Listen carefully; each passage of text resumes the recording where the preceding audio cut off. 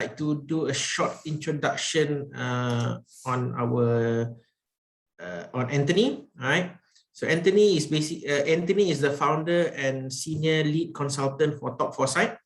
He is also a certified strategic management and balance scorecard professional from Balance Scorecard Institute from George Washington University. He has been in the industry for a very long time. I believe it's over, I think, what, 20 years right now. So it's very good for us to listen and pick our brains and learn from Anthony today. So without further ado, I would like to welcome Anthony to the screen. Anthony, are you ready, Anthony? Yes. Yep. Okay. Right. Thank you, Anthony. Okay. Thank you very much, Ziad, for the introductions. First of all, I've seen many of the what they call familiar names. So welcome some of you back again to this training sessions on basically how do we actually grow and develop talent using performance appraisal methodologies and so forth. Now, very quickly, I will just go into the topics. A couple of things I want to do, some basic administration is this. I want you to use the chat. For example, if anyone have any questions, you can actually post a question into the chat just to let you know that. You also can directly stop me at any point in time because I always enjoy to have some form of dialogue sessions. I'm more interested in, let's say, for example, we do a dialogue sessions. It's not a problem, so we don't have to worry so much about. Sorry, I just had to solve my screenshot. All right. So very important thing. And second thing is I will want to communicate with you using the chat. So I'll just say, so example, I say, if you're ready, everybody just key a 1. So let's have some form of communication, just key into the chat. So if you are ready to start the session, just key a 1 into the chat so that I know that we are all ready to start the session. Thank you, Miss Fong. Yes, very good.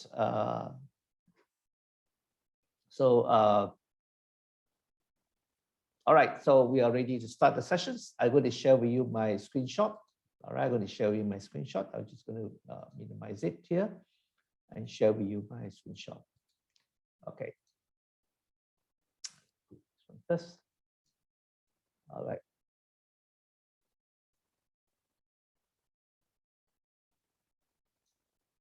All right. Now, this month's sessions will be about using annual performance appraisal for the development and growth of talent. What I find over the years is that many organizations fail to understand how powerful an annual performance appraisal, if you use it correctly or if you have that objective, we actually can use it for the development and growth of talent. So today I want to share with you a couple of things, how to do it. And more important thing is that you understand what it takes to actually make it something that you can actually in the next 2-3 years do significant impact to the way how you can grow and develop your talent. All right. Now, as I mentioned to you, if you have any questions, type into the chat, okay, send to the admin, okay, or you just send to me and I can actually have a look at it and I will be able to try to reply you the questions and so forth. Okay. Now let's have a quick overview very quickly. All right. For information, all of you will be receiving this presentation materials. Every month I will give you the materials in PDF format. Whatever I can do, you can also do the same in PDF format because it's multi-dimensional. So it's actually very easy. It is object-based. All right, let's have a quick overview. Now, let's all agree. I believe many of you organizations, I think in your organizations, many of you actually have some form of annual performance appraisal. All right. Easily, I'll say that 95% of company will have some form of performance appraisal. Now, what do we use it for? Generally, most companies just use it for appraise, reward human capital based on the achievement of set KPI targets. And sometimes we also use competency as a way to assess the performance of the staff. Now, interestingly, if you look at the KPI, majority of the time, the KPI that we use or performance metric we use are usually financial based or operation related output based measures. All right. Nothing wrong with this type of measure, but let's be very clear about what this type of measure is all about. The outcome of these types of measure really focus on past achievement. Take, for example, we use revenue. Now, when I set a revenue target as 150 million or 20 million or 10 million, at the end of the year, I measure whether we achieve that target we set or not. But precisely what we are doing is we are measuring what we need to accomplish or what we accomplished the previous years. All right. So in other words, it is actually measuring what I call past performance, all right, and determine how we actually can drive it. Now, precisely, we call these lag indicators. Now, what I find quite interestingly is most of the company are using a lot of lag indicators. Anything wrong with that? No, I don't think there's anything wrong with that, because this kind of exercises that we know very well, we keep repeating in, year out, okay? But there's one thing I find quite interesting over my work with organizations. I work with many companies, and what I find that most companies basically use it for that purpose, but they forgot one thing is this: all the things they have done, it has created little impact on the development and the growth of talents. In other words, basically is we just measure past performance, but we don't measure any other than that. Now, because the way it was carried out by most organizations is we didn't actually have to train existing and potential talent to develop a forward-thinking development mentality. All right. Now, take for example, if I can tell my managers, or I can tell my manager, hey, please, very important, you have to develop your people. You have to develop your direct report. Now, this is exactly what I will tell, for example, we will tell our manager. But at the end of the year, what we discover very interesting is they don't really spend a lot of time into that areas, because the measures that were given are purely financial-based measures. So all of us are very practical, because we will always do the things that create the greatest impact at the end of the year. You can say anything you want, but tendency is, if that's the measure, why should I do any other thing else? All right. So in other words, we only reward them purely from the operation requirement, but not about future development outcomes. In other words, we were not able to train people to do that. Saying is very easy, but at the end of the day, when you want to deliver, you are not actually getting the thing that you want to do. So sometimes you find that this is a challenge, all right, in that aspect of it. So in other words, after many years of studies, I came to one conclusion, is that unfortunately, many organizations fail to understand the use of annual performance appraisal for one very important fundamental requirement. It is what we call development and growth of talent. We actually never use it for that purpose. We just use it for the purpose of measuring whether you have achieved your targets or not at the end of the year. But we miss the key point, because you find that many measures are just purely financial-based measures. All right. In other words, this is one part of KPI they use. There's another part of annual performance appraisal is also the competency assessment. Okay. What I also found quite interestingly is most companies didn't conduct it correctly to help the potential talent assess their growth potential most of the time. Now, what we do every year, I find most companies, is just a mere filling up exercise. We take out the form, we just fill it up, okay? And the problem is that it's very interesting. Sometimes they use it just to give reward, but in actual fact, it has little impact, okay? And the worst part of it, I find, is this: most of the time, people don't take it seriously, even at the management level. They just do it because it has to be done, and that's basically what the whole thing is all about. All right. So, in other words, I want all of you to be very clear. Doesn't matter what system you use. Okay, it doesn't matter what system you use. Of course, we must agree that if we think talent development is a very important part, of course, if it's not an important part, then this, what I'm going to say to you in the next 1 hour, is meaningless. But of course, as an organization, we know developing talents are very important. So in other words, the problem is, are we using the annual performance appraisal for that purpose? If the fundamentals are not right, we will not able to get the goals that we want to do. We can actually only do reward distribution, but we will not able to develop and grow talent. In other words, the best system in the world, we're going to help you if we do not put the right thing and how to drive your annual planning in that directions.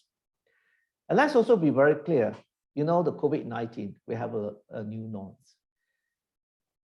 It has become even more important, mission critical, that we must retain and develop and grow talent. In actual fact, sometimes we didn't realize there are a lot of talent in our organizations, but are we able to develop them? It's not a question of acquiring new talent, but more importantly, there are many talents. And some are not very good, but the question is that, do you know how to develop them? Do they able to assess themselves in that particular manner? So this is a very important part, that if that is your objective, if you are a CEO, you're a top executive, and for example, even you are a manager, we must know how to do it, how to use the annual performance appraisal for that purpose. Now, this is very interesting. I do not know anyone have you read the book called In Search of Excellence by Tom Peters. Okay. Now, this is a very important book because in the 1980s, it was called the Management Holy Grail. Now, Holy Grail means to say that it was like the whole truth, but nothing but the truth. If you want to be a successful company, you must follow exactly what is written in Search of Excellence by Tom Peters.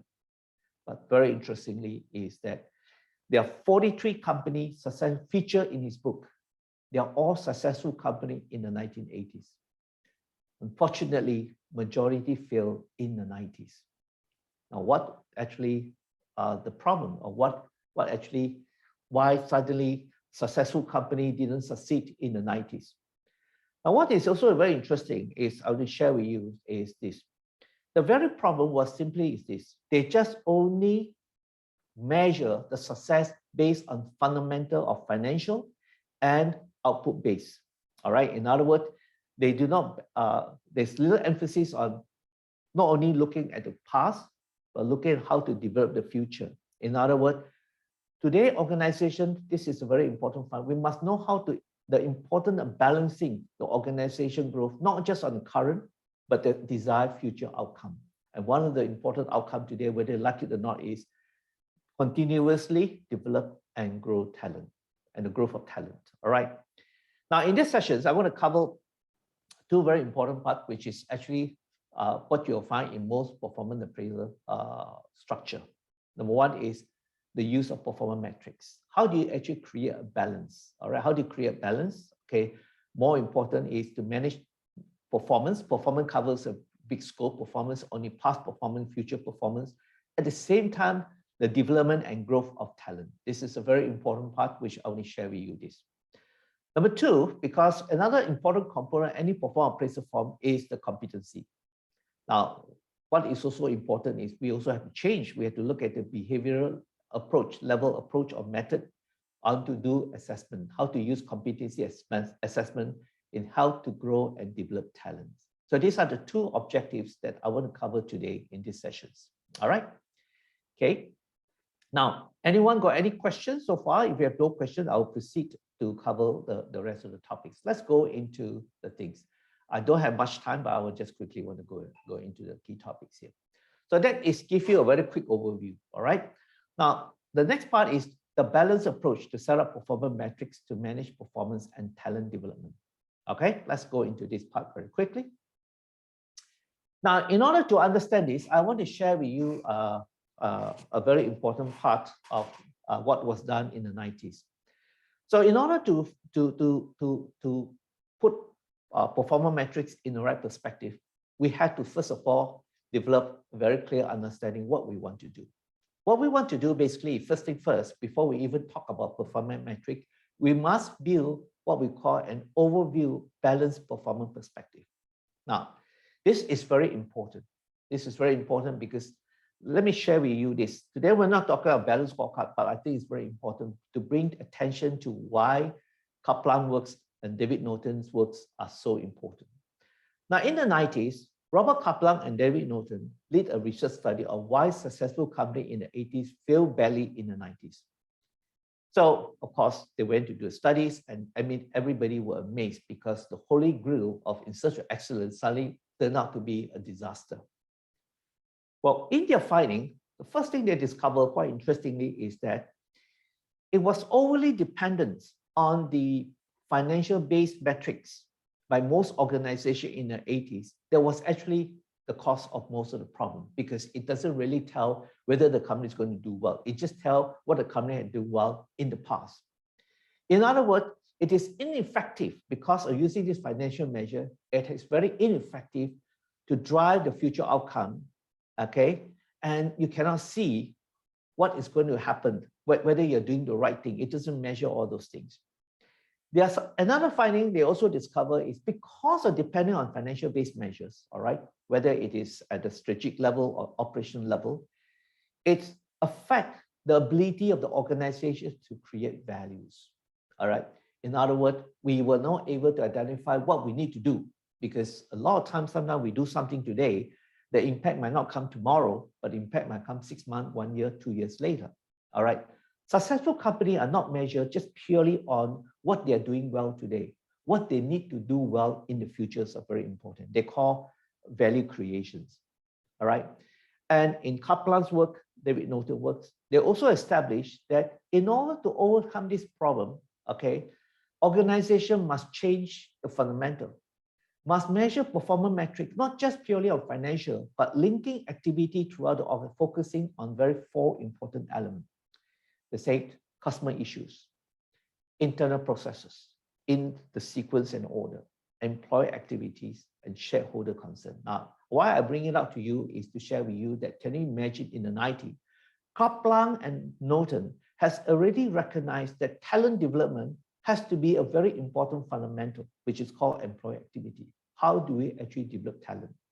So of course, in the process of what they do, they came up with a very powerful tool called the Balanced Scorecard, measuring the measure that drive performance, future, current, past, and future, and so forth. So this is one very important work which Robert Kaplan had come up, not just because of the Balanced Scorecard, but more important to understand that if we want to be successful, we must have a balanced perspective. Take, for example, now we are all in COVID-19 situations. Okay, either we keep worrying about what's going to happen in the past, we had to start to hear what do we need to do in the next 1 to 2 years after the COVID is over. Are we going to do the right thing? Are we going to focus on those things? This becomes very important thing. So whatever we do in the next 6 months to 1 year, the impact can be very significant in the next 2 to 3 years. The thing that we do in the next 6 months might not have a direct impact of what we're going to get. But more important thing is, of course, we need to make sure we survive. That's a very important thing. We've got to measure how we're going to survive. But at the same time, we've got to measure what we're going to do that will eventually take us to the next level of performance. All right. So basically is when they develop the balanced perspective using the Balanced Scorecard methodology, Kaplan says all the output must be organized into 4 perspectives. Today, I'm not going to go into details of the Balanced Scorecard, but I think it's very important for us to do some connectivity to understand what it is 4 perspectives. Now, if you look at the 4 perspectives, it's very interesting. They have financial, customer, internal, and learning and growth. Now, in Kaplan work, he says this, the basic foundation of any organization is built on the fundamental of learning and growth. So if you look at the scorecard, learning growth is a foundation. It's about talent development, and you have to measure your development of talents, all right? So that is from strategic perspective and how Kaplan look at it. Now, if we want to operationalize, of course, I can take this and apply it into appraisal forms and stuff like that. I think it would be very difficult for people to understand. So to simplify a lot of things, we use a very different method called the key result area. Now, key result area has been proven to be very practical, okay, and easy to use, okay, but you need something else to even make it more operationalizing. So instead of using the 4 perspectives, we now use 5 key result areas. All right, the key result areas, very simple, are like managing financial requirement, delivering customer expectation, doing the right thing, all right, doing the thing right, developing people. In other words, ideally speaking, what Kaplan is trying to say of what we try to do is when we manage performance, ideally speaking, we must able to touch some way or the other. These are the 5 key result areas that we need to drive. Of course, certain things might not be possible. If, for example, I don't do with financial, some people are non-financial based, probably that might not be a very important element. But customer expectation can be internal and external and covers in that dimension and so forth here. And you can see what are the important elements, as you can see here, is called developing people. Now, I just want to share with you this. This is a work that is not done today. It was really way back in the 90s. There was a realization that talent development, talent growth, okay, is a very important part. So if that is the case, obviously in our performance appraisal, we must build this dimension to take care of it, because if we don't take care of it, it's not going to happen. All right. So what I also find quite interesting, a lot of companies just purely measure financial result. Now, perfectly is okay, but you will find that eventually when hard times comes in, you will be affected very, very badly. All right. And growing internal talent is more effective than just to acquire external talent, because it is even more expensive to acquire external talent, but there are many talents that you can develop here. So that will give you an idea. Of course, my answer to you is this: start with a concept that we want to have a balanced performance perspective. That is a very important part. All right, because that means to say that once we're very clear about it, then let's build our foundation based on this balanced performance perspective. Okay. Now, let me just share with you. All right, so that will give you a very good ideas about how to look at performance. The next important part is to develop a set of balanced performance metrics, because here we're talking about KPI and stuff. So in other words, how to develop a balanced performance metrics. We already understand conceptually that's what we want to do. Now, how do we apply it? Now, to help align a set of performance metric KRAs, which call the key result areas, there is another method that we had to apply. Unfortunately, it's not just used, because KRA is very nice conceptually speaking, but in order to operationalize, we need another method called key focus area. Now, if some of you have attended my previous version of OKR KRA, if you need to know a little bit about the detail of what is OKR KRA, please go and look at that particular materials that I've given to you this. So key focus areas method is highly recommended, because over the years it has been proven to be effective and easy to use. Okay. Now, what is key focus areas? Because key focus areas is simply, obviously, when I say focus areas, is something which must be very operational. That's why it's called focus areas. Focus areas means it must be operational, and it has to have a performance impact of an operating unit of an individual, which means to say this is an example of key focus areas. Now, all of us can relate to key focus area. Financial requirement, obviously, we can understand operational efficiency. We can understand quality and standard. We know that if HSE or security, we need to have competent team. We need to have customer and service. We need to have sales, and so forth and so forth. All right. So these are what we call the key focus areas. Now, of course, if we want to do talent management, then we also have to decide that there are the key focus areas. We make a decision which is compulsory. For example, let's say if talent development is so important, that means to say competent team and motivation will be applied to everybody, irrespective of whether you are the senior management or whether you are just executive and so forth. All right. So you can actually look in this manner if talent development are very important in that aspect of it. All right. So basically, that is to give you a perspective of two things. So basically, as I mentioned to you, we need to align.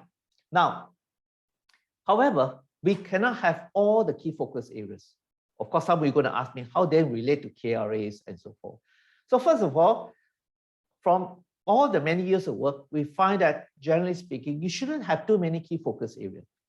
But you also do not have to want to have too little key focus areas. Too many means you're very confused. Too few means you're not going to be driven at all. So basically, from work we have done, we find that generally you should have between 2 to 5 key focus areas. All right. So basically, they are altogether about 12. Okay, let's expand more than that. But what I've shown you here are quite standard use about key focus areas. Now, what is interesting is how do you build a relation between key focus and key result areas? Because key focus areas usually have impact to more than one key result areas. All right, just give you a very simple to show to you. When more impact means to say that eventually this is the thing. All right. Now, this is very important in the sense that if you look carefully here, these are key result areas. These are key focus areas. Now, each key focus areas have minimum one or more than one impact on each key result areas. Now, if you look at operation efficiency, this is very interesting. Operation efficiency, there are 3 impact. That means impact 3 key result areas: financial requirement, customer expectation, and doing the thing right. All right. Now, financial requirements simply because sometimes you have to manage costs, you have to do cost containment and things like this. You have to involve in that particular element here. All right.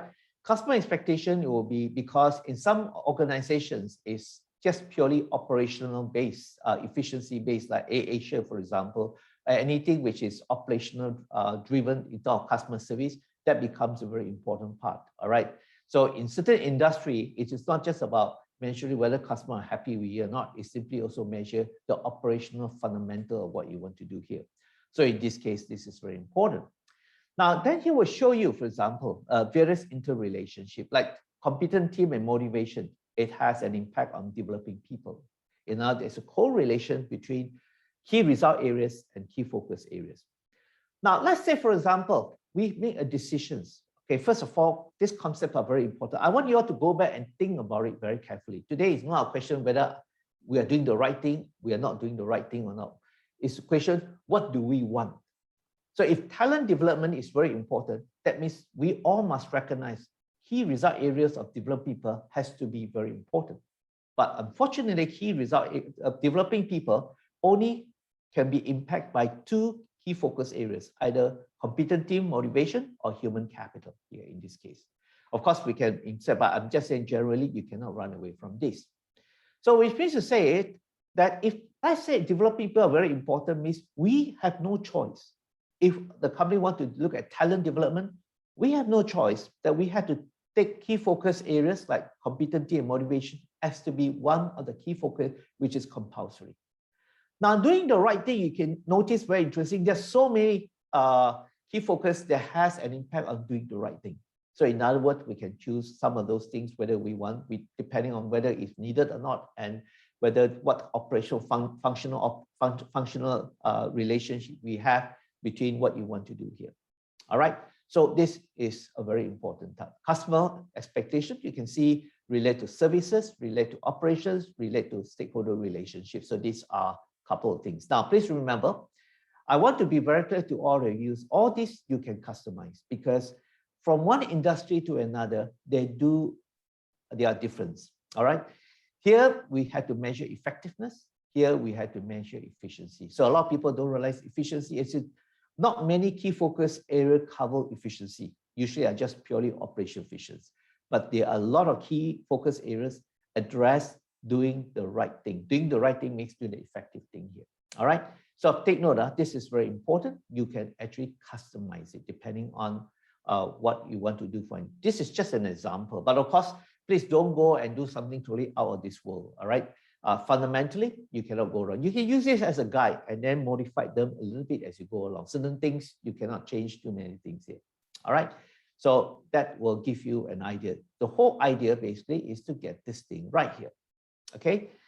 So these are a very important aspect of it. Here will tell you, okay, like financial requirement, key result area, okay, actually impact by 3 key focus area, in fact by 3, impact by 2. That will also tell you what are the number of impacts that you have for this aspect of it.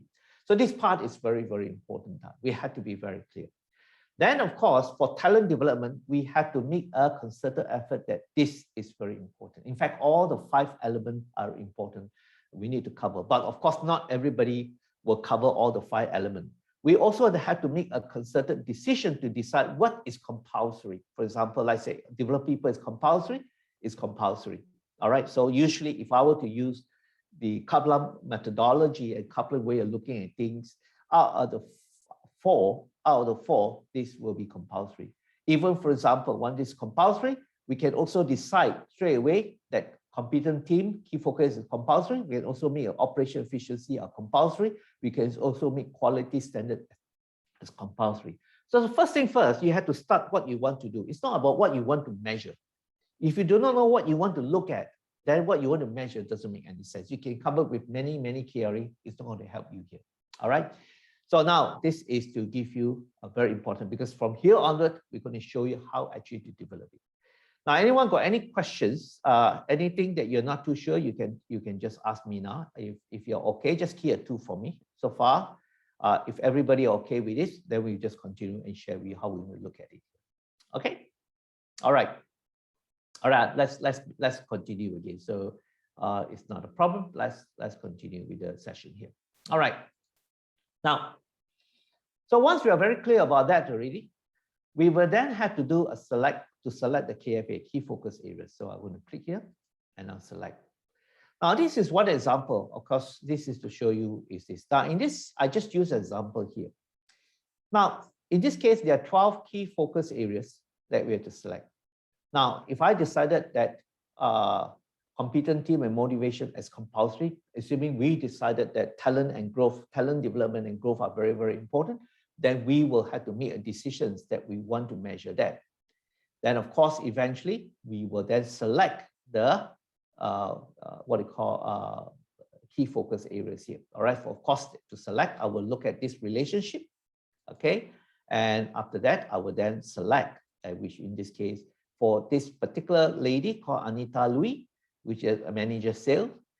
As far as she is concerned, she got 4 key focus areas: to run the sales operation well, to make sure you deliver the sales with the high quality standard, to make sure we deliver the sales outcome, and at the same time, Anita Louis also have to develop herself, at the same time also to develop the competent team that within what that she can manage. So this is very, very important. But a lot of time people do KRA, they just do KRA, they set an objective, and it's too loose. Today, don't do like that, because you have to simplify. Today, performance is no longer rocket science. You have to be very clear. It's no longer rocket science. So I think you have to understand this. So that's don't make it too complicated. So first thing first, know what are the KFA, you create 6 state note, all these things you can customize, build the relationship between KFA and KRA. Then you decide what each KFA is applied to a particular job position. So in this case here, I'm looking at manager sales for Anita Louis. All right. So it could be another position. It could be another. So it could be a 3-4 manager sales, and 4 manager sales will probably have, in this case, if it's an organization, it's not whether you like it or you don't like it. All 4 manager sales will have to have this 4. It's not that one have, one do not have, because that is not how you drive performance. That's not how you drive developmental fundamental. You've got to make sure that in this case, there are 4. So the trick is try not to have more than 5. All right. Try not to have less than 2. So in our development 2, for example, we only allow maximum 6. If anything more than 6, this person tendency is he's a very confused person. Only a confused person will tell you he got many things to do. So if your staff will tell you got many things to do, then you have to address the problem, because that means the person is very confused. All right. So one of the best way is, in order to solve confusion, is to use this, what we call balanced performance metric methods. All right. So once you have done that already, okay, we will then have to do what we call select objective. Now, some people ask me this question: which is more important, performance metrics or objective? I'll tell you one thing: objective is very important. But I will show you something very powerful, because this is very powerful in the sense that you don't have to do very complicated thing to select objective statement. Now let's click here. So I'm going to look at objective. Now, take for example, I decided for Anita Louis, these are the 4 key focus areas. Now she will have to select what do you think are the objective statements that you need to do. I'm going to give you a very powerful materials. You can actually use it in your organization now. This is very important. Okay. In other words, today basically is this. We will decide what are the objective statements related to each key focus areas. All right. So in this case, there are 4: operation efficiency. They are to achieve high level of operation efficiency, to achieve level. Of course, take notes. You all can actually go back and re-customize this thing. So in other words, every key focus area, there must be a set of objective statements. You can build them, or you can use my sample, because my sample are quite universal already. You can use it. So in other words, for example, if I decided I want to look at what do you think are the objective statements I need to have, look, you don't have to go and waste your time going figure out anything. What they call learning materials I give to you, you can use it as a benchmark. You can use it as a basis for you to do selections. So let's say quality and standard, and in this case, what happens? I normally don't encourage people to have too many unless maybe it's customers or sales. Other than that, I will rather that you all keep it as simple as possible here in this case. So I will then from each, I will select one and so forth. So in this case, I can refer to the key focus areas method here. All right. So you can actually do that. Now that means to say, once I go through the thing, I will select and I will then have my objective statement. So we can actually enlarge it and you can see that these are the objective statement I have here. Now, interestingly, for sales, so happen I have two objective statements here, one to achieve sustainable business, and to achieve a high level sales performance. Now, I'll come when you look at measure, then you understand what you mean by sustainable business, what do you mean by sales performance and so forth. All right. So they are actually interrelated. Maybe we cover slightly different element here. All right. So that is very important thing. Now, if you look at, for example, here, competency and motivation to develop highly competent, highly motivated and competent team. For in this case, it was Anita Louise managed a group of executive, and she wants to make sure that that she will now have to manage the salespeople. Now, this is very interesting fundamental now is this. Now, if I'm Anita Louise, I don't have a choice anymore. Previously, I will just focus on sales result. You can tell me anything you want, okay? I might not have time to develop my team, but now I don't have a choice because now I have to come up, of course, later part will show how to come up to measure your team. Life is very interesting, you know, sometimes it's like this. We can actually use performance appraiser as a change management. I guide you and tell you how you want to do. I don't tell you what to do, but I guide you. Once I put the fundamental in place already, every one of us has no choice. Of course, in this case, I had to measure quality. What is a quality? What do you mean by quality? I had to measure, this one quite straightforward. I could measure how efficient I want to run my department. I could measure how I'm going to develop my people. Because if you don't put measure to develop people, I will tell you this, chances is nobody will bother to do it. Doesn't matter what it is here. All right. So that will give you a very interesting perspective of how to create what we call balanced performance metrics, okay, and drive human capital development here. All right. So this is how it's been done here. Okay. So today, of course, you can use Smart Tool to do all these things quite easily. It's not a problem here. Okay. So that covers one part. The next part is what do we want to measure? Okay, so let's look at the measure metrics here. So when we do the measure metrics, now we're going to select what measure to do here. All right, so this is very important. Okay, I also want to give you important library that you can use it. Now, I always believe today we must be practical. That means to say that once I know my objective, I know what our focus areas, I have to now select the measures. So the measure here are very interesting. Today, we can even decide what kind of measure do you want to use for operation? What kind of measure you want to use for quality? What kind of measure for HSE and security and so forth? We can actually build this. Now, this particular set of sample I give you are extremely useful because there are about 177 measures here, but of course, some measures are crisscross between here. So that you can select what kind of measure you want to use. So take, for example, the human capital. Let's say, for example, motivation and competent team. You see here, there are 2, 4, 6, 8, 10, 12 measures here. They're actually altogether 12 measures. So in other words, I don't even worry about what to choose. I just look at what is it I want to do, how I want to do it, depending on what level you would apply to which particular level of whether it's executive, non-executive, senior level, and so forth. All right. So once I have this reference, okay, what happened now is by looking at the reference, in this example, I will then select the measures that I want to use here. In this case, this is, I want to also covers a couple of things here. Just to share with you. My apologies. I'll check my time. Okay, I have only not much time left. So I'm going to run it very quickly here. So in this case, for example, develop highly motivated and competent team. There are two measures here because today we talk about talent development. That means to say, Anita Louise has to be measured of whether he or she, or whether she sent the staff for training, whether the staff meet the training requirements or not. At the same time, she also can measure the personal development plan of each staff, for example, if I can also measure whether they have development plan or not. So suddenly now, I force the organization, force the people organization to do things that normally they will not do. Because why?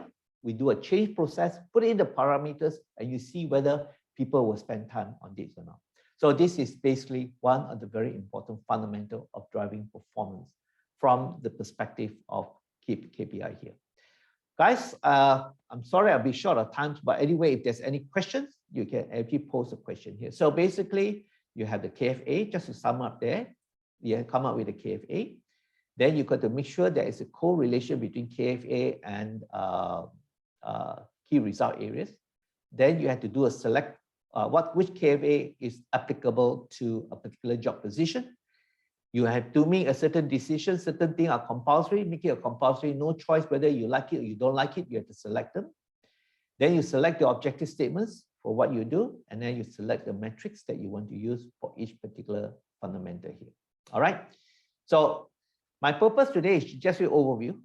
There's a lot of detail we need to cover, but I personally feel that concept and fundamental, once you view correctly, you can't get it right the first time, but more importantly, make sure your foundation must be correct. You must make sure you create a balanced perspective.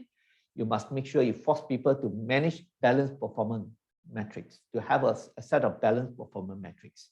What I find very sad in many organizations, they just only measure 1 or 2 parameters. Now they say that KPI and they say performance metric. My answer is that they actually missed the boat, because financial measures are very easy. You don't even need an annual appraisal form. You just basically use it for the purpose of maybe just reward fundamental. But other than that, I just want to share with you performance metrics. Performance appraisal can be very, very powerful. You can change the way how organizations look, how you can actually change and define how people want to manage. I just want to share with you, I work with a Japanese company. It's very interesting, manufacturing. And you can see that many of the measures that we are introducing to them and they're using it very well is measures they have never used before. For example, they never think that actually we can manage human capital. We can actually put human capital as one of the parameters into the performance metrics. We can actually force individuals to change the parameters. We want to measure whether they want to do it or not, because it becomes part of the measuring fundamental. All right. So any question here before I go to the next topic, which is the competency part, so that we can cover as much as we can here. All right. Okay, no questions. I take it as no questions. Let's look at the third element, competency assessment. Okay. So competency assessment, this is something also you don't have a choice.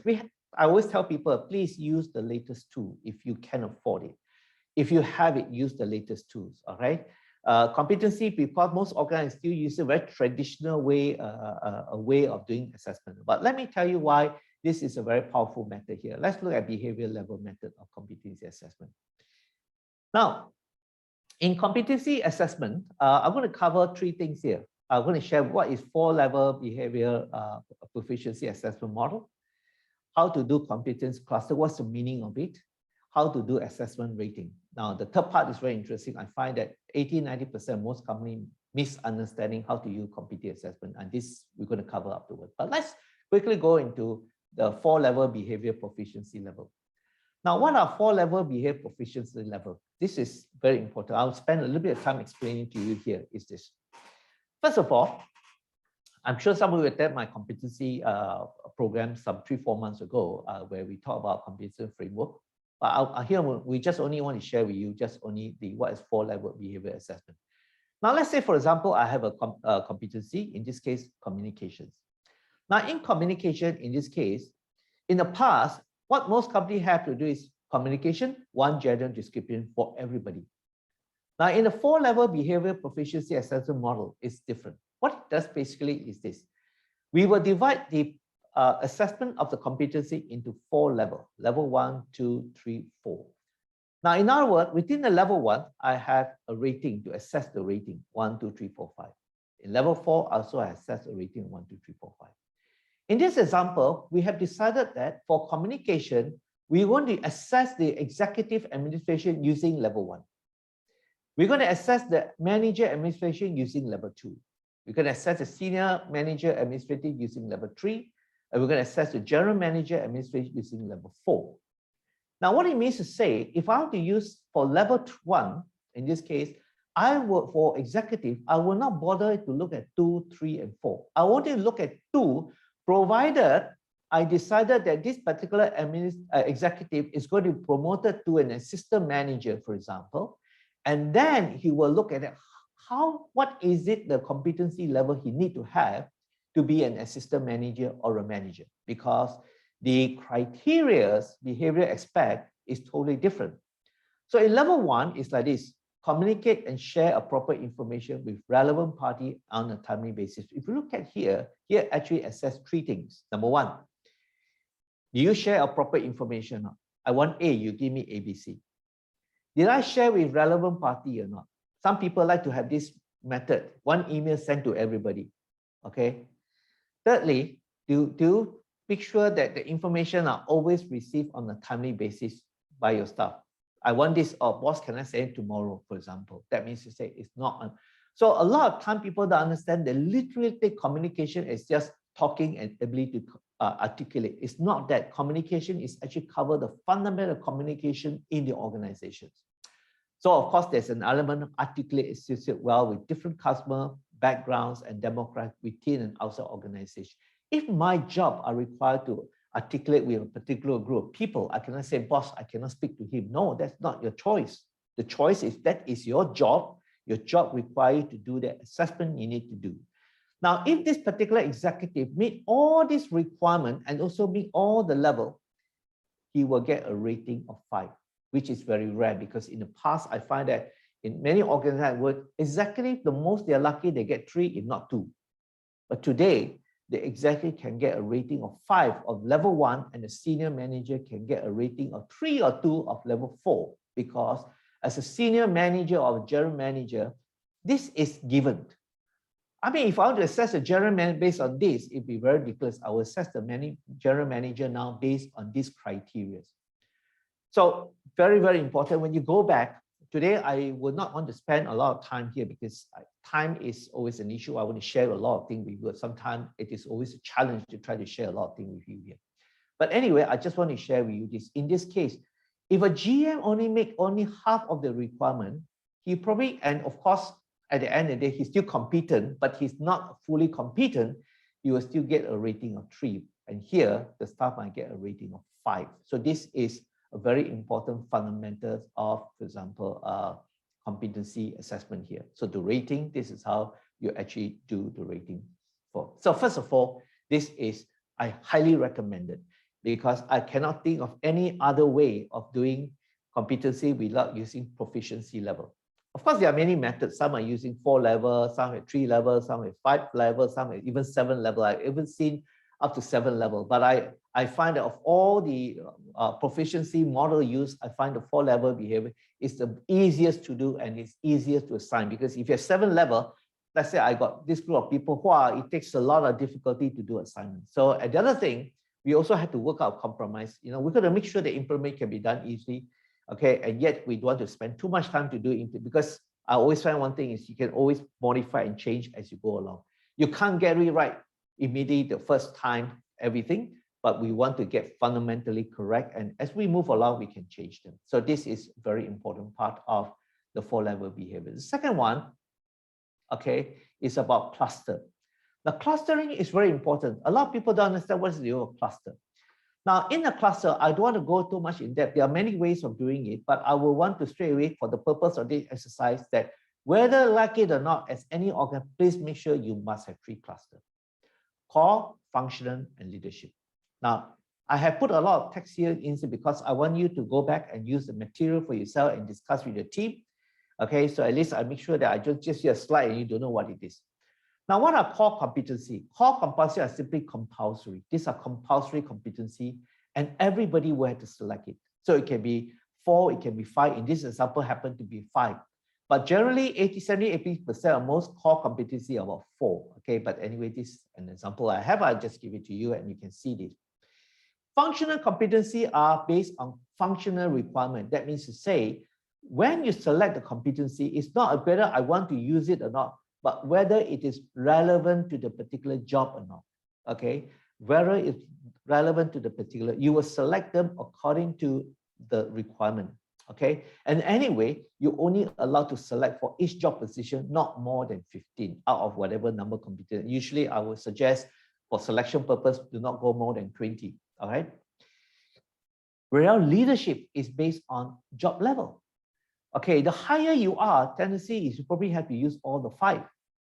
probably, let's say an executive, maybe just interpersonal skill. He probably don't require strategic thinking. He probably don't require developing others. In this case, developing others simply means he need to have subordinate. He probably, maybe he need to interpret, he made some decision making, okay, at level 1, for example. Business unit maybe focus, maybe depending on the level, also depending on the nature of job. Let's say if you're in sales, maybe this leadership competence become very important. But if you're not sales, probably you will not want to have this competency. So if you develop very strong competency model, you can see it's very powerful. You not only help the talent to understand where they are, but more important thing, you can actually now use it as a recruitment. You can also do a talent development. You can also use succession planning for this model. I've viewed this very successful, very high level succession planning process. So which means to say you have to do this. All right. Next thing is very important is what we call competency assessment rating. Now, this is where I find many companies didn't get it right. It doesn't matter what model you use, but this is very important. Now, of course, here, it might not be 1, 2, 3, 4, 5, but for simple or represent, I just keep to 1, 2, 3, 4, 5. All right. Rating here, it can be any number, it doesn't matter.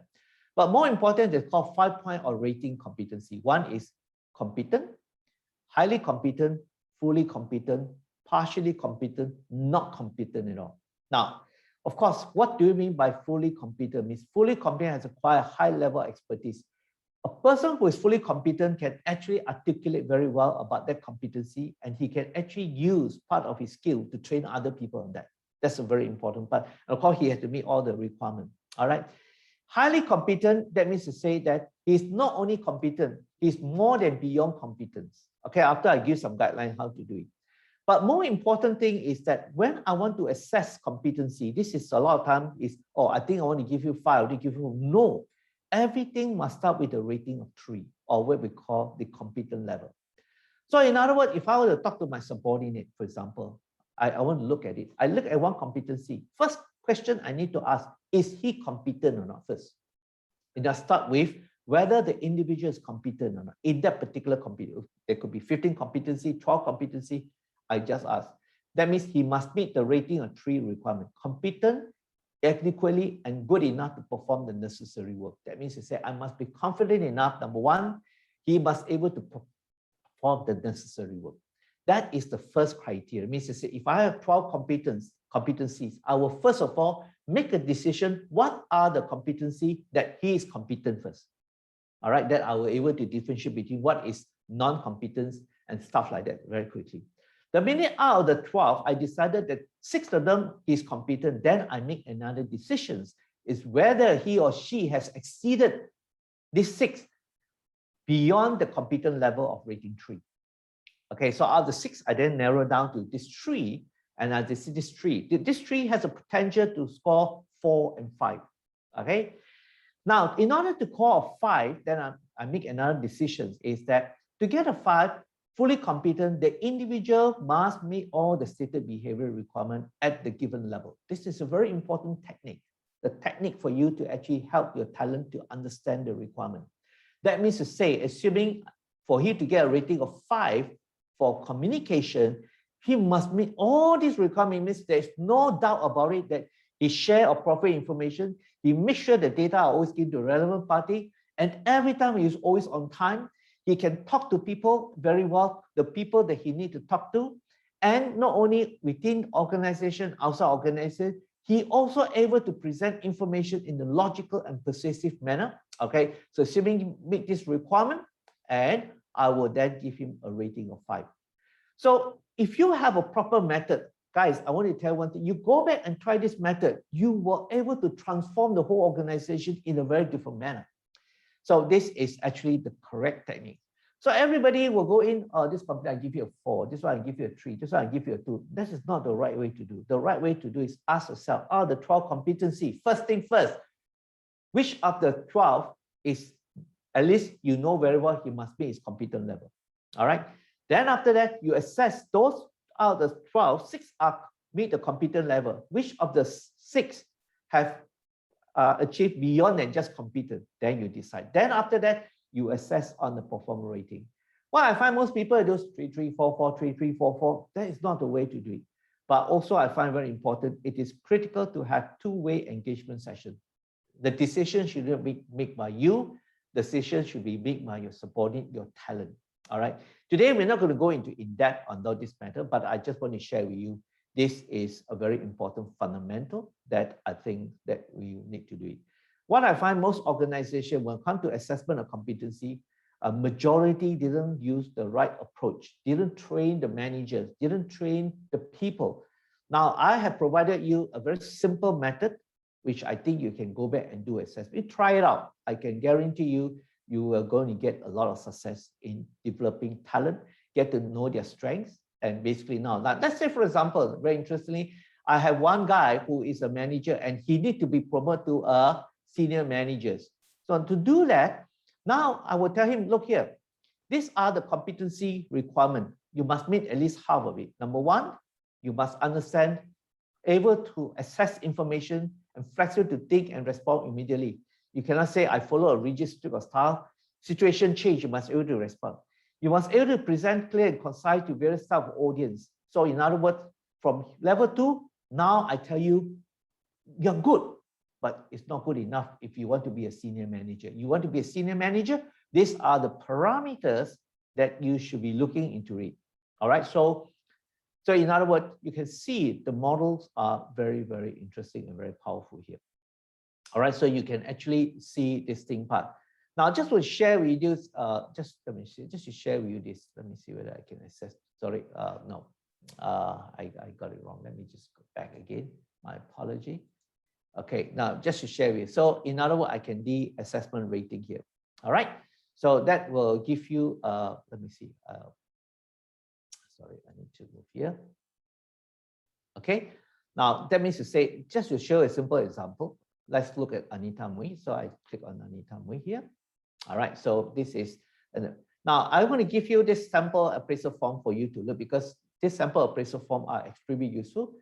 You click here, you can see the competency framework, then you can look at how competency assess.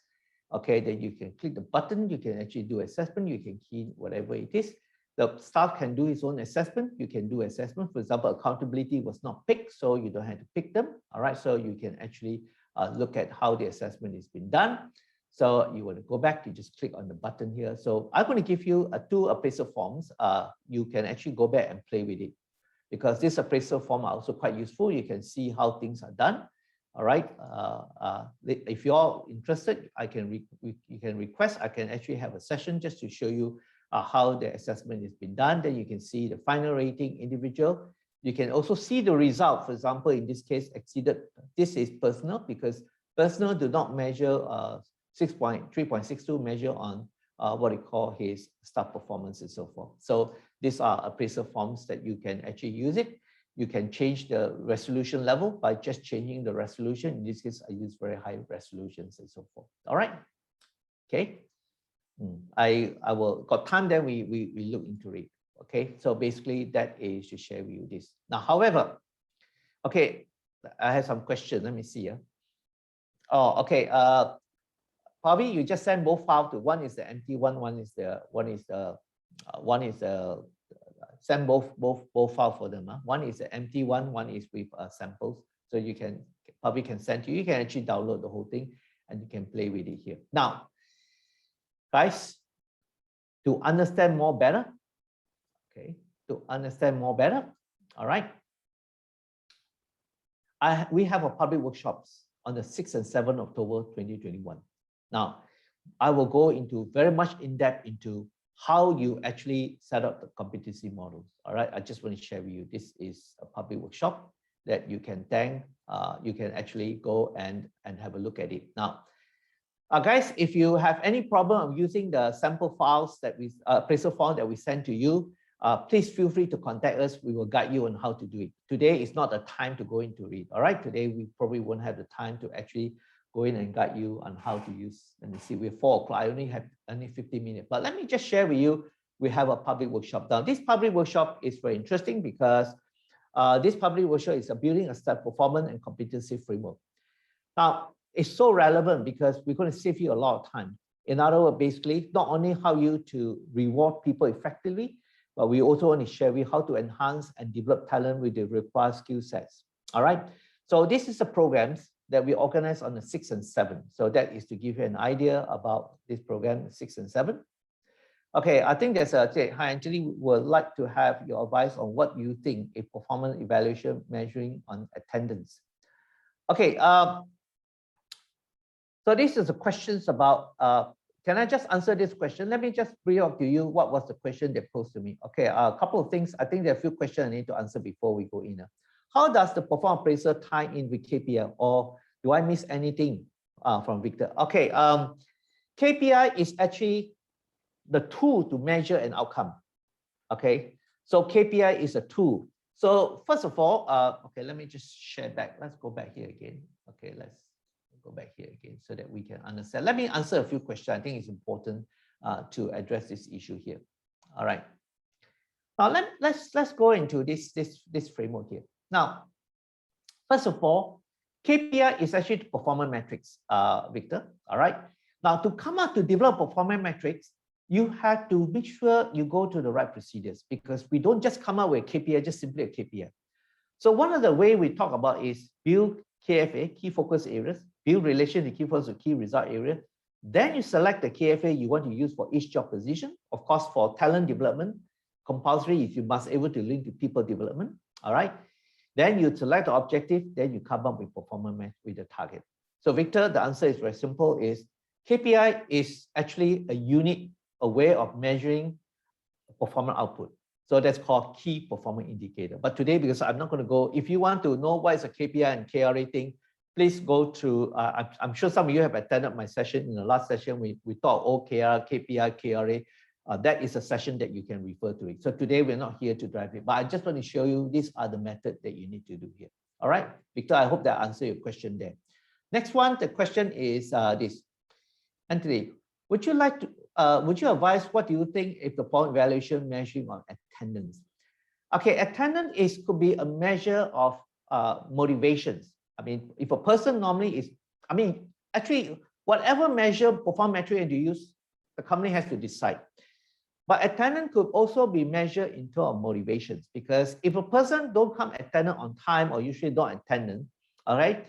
But normally for attendance, I will use at the very low level. I won't want to use at the top executive level. I feel that as executive manager, senior manager, we should be highly motivated already. We shouldn't be measured of attendance. But let me tell you one thing. I work with clients. Some clients insist that it had to be measured at all levels. It doesn't matter. But more important thing is that if you ask me, I think attendance is very extremely useful for the non-executive, for the supervisor. Why? Now, why I say attendance is very important for supervisor, because 95% of their time are actually execution. For the senior manager, 70% or 60% of the time are actually driving performance of individuals. But the more the lower level you are, the more time you spend in delivering your work, attendance efficiency become more important here. But today I'm not going to go too much into that, but I just want to share with you that I will want to look into this. Okay. All right. So Victor, I hope I answered the question here. So basically, if you think you have other questions, you can please ask these questions. All right. Okay. All right. Now let's go back to the public workshops that we want to organize. I will tell you one. This one is really value for money here. I'll tell you why. Because of COVID-19, we're actually given very significant thing we want. So this is a very important program. Why it is very important? Because of course the learning objective is you will learn. We are going to give you a framework, very important thing, to set a distribution here. Then we're going to learn how to do competitive free with 4-level behavior assessment method, so which is very important. So which means to say we're going to give you the 4-level assessment that you can actually, like we have covered here. So you can see this is just one example. All right. So we're going to learn how to conduct competitive assessment. We're going to go through a session to show how you do it. You can give example, then you can actually now know actually how to do it. Of course, I've given some interesting element here, but at first here you don't have the competency to actually do it. Okay. Now, what you'll be getting in this program is very interesting. You're going to get very high dynamic learning tool. Now, one of the things people always tell us is, Anthony, your learning tool is very fantastic, because we give very, very powerful learning tools and what you can do with the learning tools here. All right, so you can actually do a learning tool. It is all multi-dimensional and it's object-driven. So it's not like a singular way, page 1 to page 2. Number 2, you're going to get what we call SMART 2, distribution framework competency selection. You're actually going to show how to do a competency selection. But this competency selection, we only based on the 20 competency that we're given to you. All right, that means to say that you have to use the competency. We have total library more than 60 over competencies, but for this exercise, the competency 20 we give to you are all relevant. So you can see these are some of the SMART tools that you're going to get for the competency model that we're going to give it to you and so forth. So you've got to get a lot of things here. Of course, who should attend? I would recommend HR manager, practitioner, okay, transformation team, business leader. Anyone who is in the HR, involved in HR, anyone in transformation team, this is extremely useful. If you are the talent development, talent management, I strongly encourage you to come in. If you're organized OD, please do come in for this program because it is highly recommended. Now, what's the total investment? The brochure, Pavi will send you the brochure. Okay, special offer is like this. Before the 7th of September, you get 1,150 per pax. All right. Those of you who attended Developing KPI in the new norm, we give another $100 discount for those who have attended the session. Normal price 1,250. Now, what is interesting today, I'm going to give you something very special. Okay, this is a special deal. In this special deal, basically, is number 1. If you register before the 13th of September, all right, I am going to throw in another reward distribution like system like edition. This is very good. If you have a total staff of up to 240, you can actually use this already. The difference between the light and basic is that light only allow you to use up to 250 people. The basic, you can go up to 3,000 people to do, and you actually don't need, it's overdone it already. So you can even have the bonus tools, all right? And we will have a special session to teach you how to do the bonus. And what more, we are also going to give you a very powerful calibration tools, okay? This calibration tool means to say when at the end of the year, the result, before you decide to do a bonus, you need to do a calibration. And it has a very powerful way in which you can do the calibration. On top of that, I'm going to throw in a free half-day session on reward distribution so that you don't have to worry. That means to say, having a tool, don't know what to do with it is useless. So this will come in with another half-a-day session on reward distribution. So that is, if you just before the 13th of September, this is something that we want to throw in. All right. For organization that send 3 participants or more, we're going to provide a performance manual management system like edition worth 5,000. Okay, used to be selling at 10,000, but now it's 5,000. We don't really sell. Now, what is interesting is just now, what Pavi give you is just an appraisal form. Now, a system means it come up with the setting administrative. You do all the setting. This is the light edition. So the light edition allow you to do setting. How many pieces you need have. Then you do a setting. You just set up and you update everything. Means if I got 100 appraisal form, you will update whatever changes you done to the 100 appraisal form. So this is the appraisal form of the light edition. The one I sent to you is a basic edition. Now, of course, so that will give you an idea about what we call system we're going to give to you. This is all worth about 5K, all right, just to share with you this. On top of that, I'm going to throw in another half-day session to do customized exercise. We will guide you to make sure having a system, don't know how to roll it up, is not going to good here, all right? Then you can customize the content. We also give you set of objective statement, measures, and competency set. So you can actually have a set of competency here. All right, so you can have a set competency. For the light edition, the only thing is this. You can amend the content of a competency, but you cannot add or change the name of the competency. Now, what the competency, the training competency going to you is very useful because you can have it in Bahasa. So that means to say that you can have in English and Bahasa. This is enormous because we are giving you everything that you can think of. So you have English, you can have Bahasa. So take, for example, people are more preferred in Bahasa, you set up in Bahasa and so forth. So you can actually have in English and you have in Bahasa and so forth. All right. Okay, so that is the thing. Objective statement and measure all can be changed. The only thing, the competency model in the light edition cannot be changed. On top of that, we're going to throw in another half-day session of customization exercise. which is worth about 3.5K. This is what we normally would charge. All right. If you have more than 5 participants, this is fantastic. We're going to upgrade you to a basic edition worth 10K. Now, what is the difference between basic edition and light edition is this is a light edition, this is a basic edition, and what it can do almost anything under the sun. All right. You can do almost anything. You can set up everything. The competency you can add, you can change the title, the name of the competency is not a problem. And what is interesting is we will make sure when we roll out for you, okay, you can immediately roll out the system because we will also give you all the necessary basic, what we call templates already. Distribution all done for you. The only thing you need to do is just to change the date, you can actually launch the system already. Okay, so you can actually do a lot of things. And here is the appraisal form. You can actually do the appraisal forms. Okay, this appraisal form can do, is fantastic. Let me show how the appraisal form works. So let's say here it is Sarah. So I can actually go into the appraisal form. All right, first of all, I can just look at work performance. Okay, we will show how to do it. If I want to add another measures, I just add in another measures here, 20, and I just click.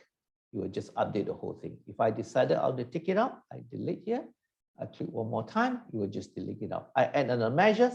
If I want to make it something simple, I just click it simple. Okay, sorry. So I make it something simple. I can use something simple. I can make it very complicated. So sometimes we want to teach people about measure for the new people. I don't want to quantify it. I just use simple mathematic approach to do this, or I can actually do this. I want to see the what you call the setting. I can click here. I can do the setting. I can do a lot of things here. I can set anything that I want here. So I can go into the measure here. I can also, for example, signature. I don't have to submit the form anymore. I can click on it. It will do a submission for signature. I can do competency assessment. All right. You can see I can just click competency assessment. And if I choose to change a competency level, I just click. So the libraries are inside here. You can see the library. All right. So you can see a library. So I just click here and I can change the competency. But let's say I decide to change to Bahasa. I click here. I change to Bahasa. Okay. I look at the competency. Everything is changed to Bahasa. I click here. You will show me all in Bahasa. All right. So this is very incredible smart tools that we've developed here. Okay, I just want to share, play with it. It's very interesting. It's very smart. It can do almost any. I can change the resolution. I decide to change the resolution to, let's say, 100. I click here. It changes the ratio to 100. I want to change the resolution to something to fit in the thing. I click here. It will change the resolution according to any computer. Let me advise you. Let me see. There's a question here. Okay, you can download the brochure. You can download a couple of things that you want to do here. So that is to give you an idea of the appraisal system that you are going to have. But anyway, I'm going to provide you a lot of things. So you can actually do this. All right. Now, of course, we also have a cloud solution. We have, if you want to do a cloud solutions, you can later part upgrade to a cloud solutions. We actually provide very affordable cloud solutions. So we have many multiple platforms that we can do it. All right. So that is to share with you what are the programs that you can run here. All right. So this one is worth it. I will tell one thing is really it's value for money. You save a lot of money here. Typically, if I were to do a consulting work for client, let's say I use benchmarking, will easily cost you 30,000 here. So even 5, for example, if you send 5, it only cost you only about maybe about 5,000. All right, which is worth everything that you actually pay for. For 5,000, you actually get almost worth about $30,000-$40,000 worth of tools that you want to do here. All right, guys. Anything you want to ask? I hope that I really hope that you've learned something from this workshop. Okay. Anyone got any questions? I exceeded my time already. I only got 1 more minute. All right. Probably will send this material to you. You can download it. All right. So please feel free to ask if there's any more question you want to do and so forth here. Okay. Play with the tools. Please call us if you think you have anything you want to do after the session. You want to know more about it. By all means, feel free. Okay. You can ask the question. But let me just do a summary here. Very quick one. Just to do a summary. Okay. All right. Very important thing is, I think I want you to be very clear here is that I think whether you like it or not, especially for small, medium-sized organizations, retain, develop, and grow talent is fundamental. The next 2-3 years can make a lot of difference. If your number of staff is very small, it is even more mission critical. Organized with 100 staff is not so worried. If you have staff about 10 to 20, I think if a top executive, I will make sure that I cannot even afford to lose talents. I want you to be very clear about that. All right. Okay.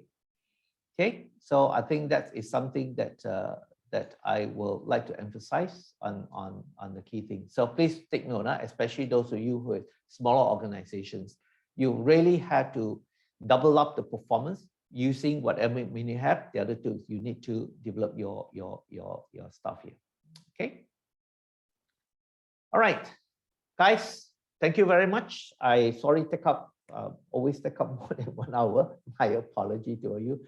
But what I hope today is you have learned something, okay, and something for you to take back. I always believe when I share knowledge with you, it must be practical, that you can take back and apply what you need to do. This assessment method, I still think is fantastic. I tell you, this assessment method, which I think is very important. Look at this part of it because it's going to help you a lot in this particular manner. All right. I have some questions. Okay, if there's no question, thank you very much for everybody. I think I hope that you enjoy my sessions. All right. Ziad, anything you want to add on, Ziad? No, I'm good. If anyone has any question, you can feel free to contact myself, Anthony, or Pavi. We'll assist you as much as we can. Please try to participate in my 6 and 7. Try to take advantage of its value for money. Seriously, even if you come, you also get a lot of materials that I want to throw in. Like the bonus increment tool is very incredible. Today we just don't have time to share with you this. All right, it is based on pool bonus and assigned bonus methodology. All right. Okay, with this much ado, thank you very much. Hope that you all have enjoyed yourself. All right, thank you very much. Yeah, bye.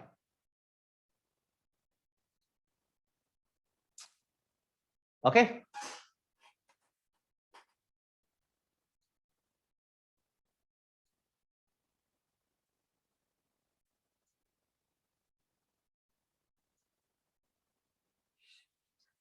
All right, I'll leave.